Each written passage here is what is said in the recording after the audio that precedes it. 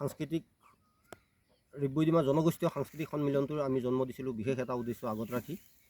বিশেষকৈ আমি সাংস্কৃতিক সমন্বয়েৰে আমাৰ এই অঞ্চলত বসবাস কৰা বিভিন্ন জাতি জনগোষ্ঠীৰ লোকসকলক আমি একতাৰ মাজেৰে বান্ধি ৰাখিব বিচাৰিছোঁ।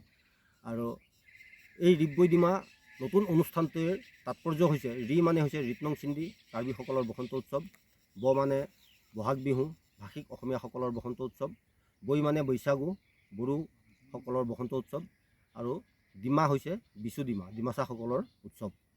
গতিকে এই চাৰিওটা জাতি জনগোষ্ঠীৰ আমাৰ বসন্ত উৎসৱটিকে আমি লৈ এটা নতুন শব্দৰ সৃষ্টি কৰিছিলোঁ আৰু সেইটো হৈছে ৰিব্বৈডিমা। আৰু গোটেই অনুষ্ঠানটোৰ নাম হৈছে ৰিব্বৈডিমা জনগোষ্ঠীয় সাংস্কৃতিক সন্মিলন। গতিকে এই সন্মিলনৰ জৰিয়তে আমি আমাৰ বিভিন্ন জাতি জনগোষ্ঠীৰ মাজত সাংস্কৃতিক সংৰক্ষণকে আদি কৰি ভাতৃত্ববোধ একতাৰ ভাৱটো যাতে আমি বজাই ৰাখিব পাৰোঁ, সেই উদ্দেশ্যেই ৰিব্বৈডিমা জনগোষ্ঠীয় সাংস্কৃতিক সন্মিলনৰ আমি জন্ম